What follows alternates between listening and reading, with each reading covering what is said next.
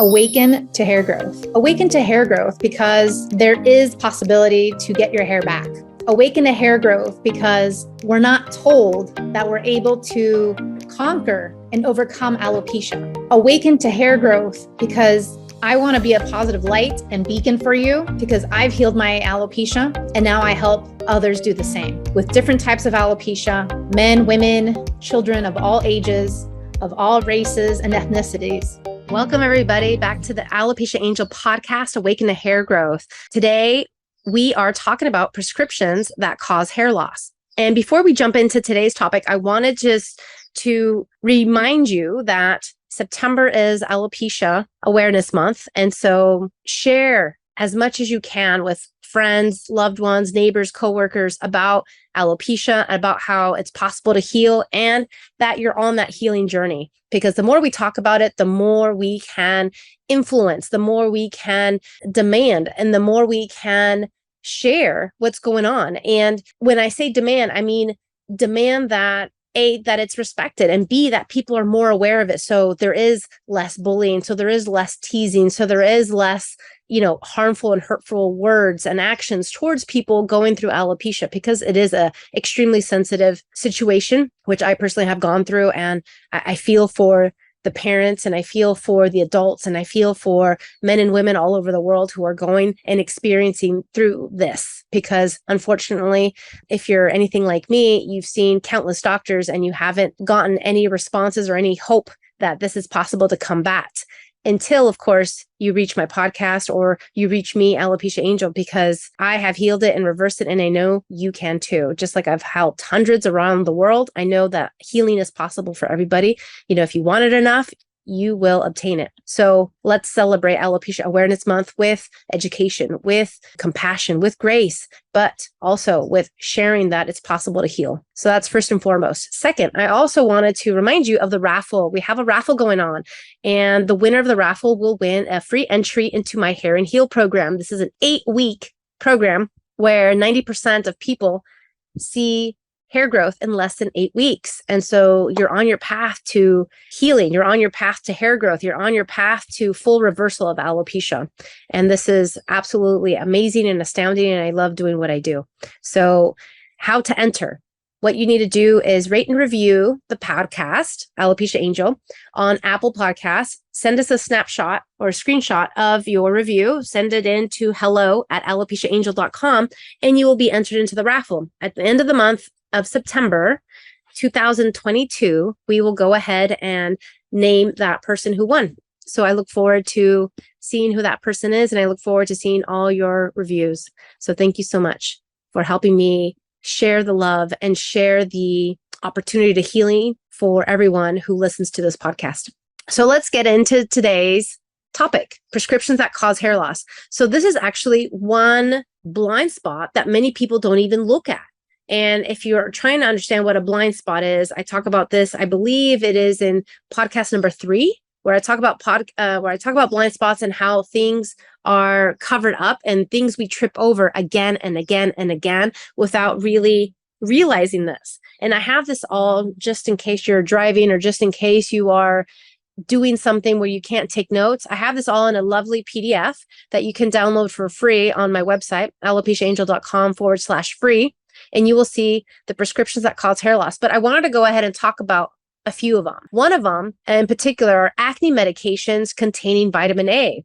And this looks like Accutane, this looks like retinoids, and various acne medications do cause hair loss. And many times we go to the doctor, we have a symptom, we have an issue, we have a health concern, and we go and we're like, hey doc, this is what's going on. They give you a prescription and no one is asking questions and no one is telling us, hey, this has a side effect. Hey, this has, this possible ramification. This is what has been seen in the data or of multiple patients taking this.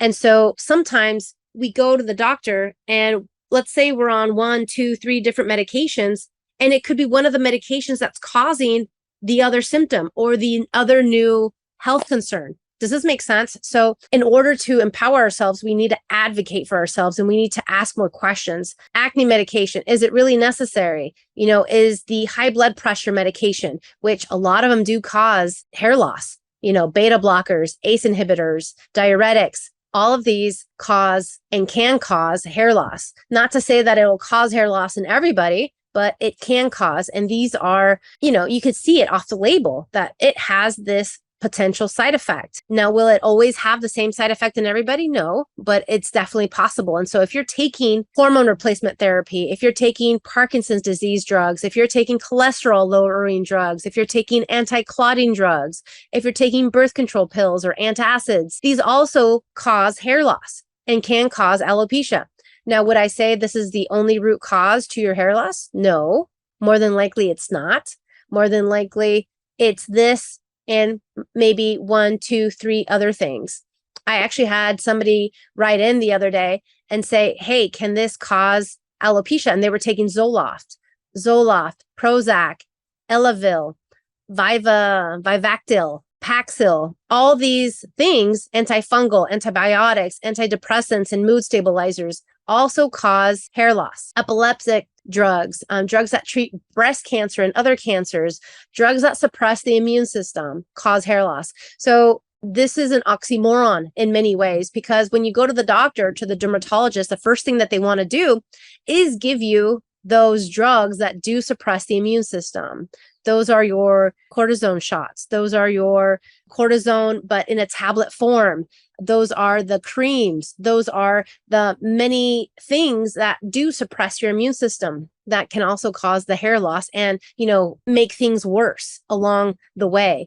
And so more than likely, if you're listening to my podcast and if you're following me, it's because conventional medicine hasn't done its job to heal your alopecia. And that's okay, because it didn't heal mine either. It was the natural route that healed my alopecia. And there is a way, there is another option. It's just not in a pill form. It's not in a cream form. It's not in a one size fits all form. And I talk about this more in my free training that's coming up, link in the show notes. But I also talk about this in the program because it's not a one size fits all. You can't take a birth control pill and, have everyone do well on the birth control pill. There's always going to be a certain percentage, albeit it could be small, that it doesn't sit well with them, or they don't like the symptoms or the side effects, right? And so the same thing happens when it comes to alopecia meds, or the same thing happens when it comes to the creams or the cortisone shots. It's not one size fits all, and it won't work for everybody. And with myself included and all my clients, I got to tell you, none of the medications that have been offered to me work. None of the medications or the solutions, quote unquote, that have been offered to my clients work. That's why they come to me, because I get them results, because they see the results in less than 8 weeks. And so let's keep going though on the prescriptions that cause hair loss. So I already mentioned a lot of them. It could be acne medications, antibiotics, antidepressants, mood stabilizers, birth control pills, antacids, anti-clotting drugs, cholesterol lowering drugs, Parkinson's, non-steroid anti-inflammatory drugs, NSAIDs. These are your Tylenols, your Advils, your Aleve, etc.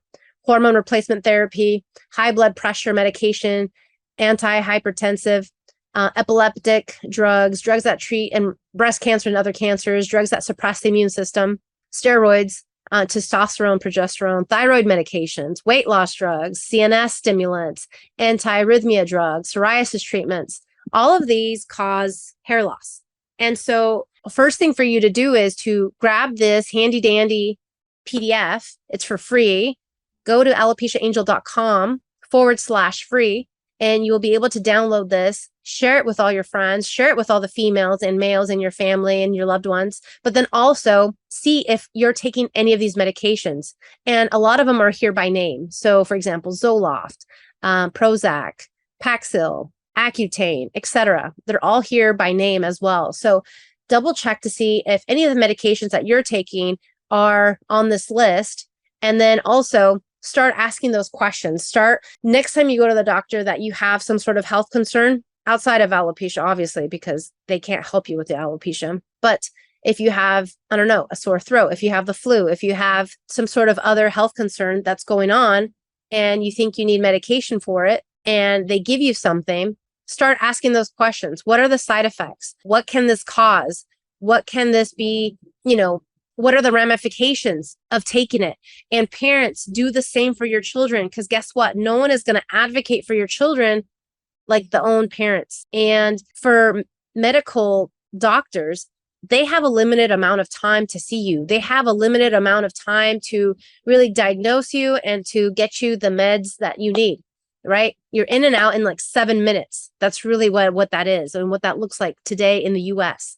And in other countries, you have a wait list of 6 months. You have a wait list of 3 months. And the backlog is ridiculous in many countries.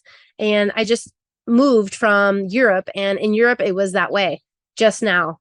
And so if there's a backlog, if there's a situation where you can't get certain medications or you can't get certain help, either way, do your research. Either way, ask your doctor, what are the side effects? What could I be looking at? What could this also be interacting with? Because not all doctors look at the same situation. So your primary care doctor is probably not necessarily looking at maybe what your gynecologist had offered you, or maybe what your endocrinologist had offered you, right? They're not really talking to each other. And so you need to do that legwork for them and say, hey, I'm taking this other medication. I'm taking, this other medication, because there could be also interactions with that. So first step is to see what prescriptions that you're currently taking could be causing you hair loss. And the other is to get this PDF so that you can have this for future reference. And the other aspect of that is to also see and advocate and ask those extra questions. What can this cause? What are the long-term side effects? What peer review studies do you have to support it? Where's the data, right? Because you want to know what are the possible side effects, and what are your other options outside of that? Let's say if you don't want to take medications, okay. You don't want to take medications for let's say your allergies. So what are your other options? And if your doctor can't help you, then you need to look into the natural route. That's what I did with my alopecia. I healed, and it's been more than 7 years, and I don't look back. And I absolutely love having my hair. And I know now that it's a choice. It's a choice to heal. It's a choice to have your hair. And if you want it, you can get it. Just like if you want anything else in life, if there's a will, there's a way. And I'm 100% convinced about this, and especially now more so with alopecia. So forget what the naysayers say, that there's no healing, that there's no possibility to heal, that there's no cure, because there is. It just doesn't come from a pill. It doesn't come from a bottle. It doesn't come from a pharmacy. It just doesn't. It's not a one pill for everybody. It's not a one size fits all. It has to be tailored to you. If you want more information, please join my free training that's going on now in September. It starts September 15th. So we're about 2 weeks away. I look forward to seeing you in our group. Thanks so much. Take care. Thank you for listening to the Alopecia Angel podcast, a positive light in healing alopecia. You can do this, and we can help. Spread the word that reversing alopecia is possible by telling your friends and family.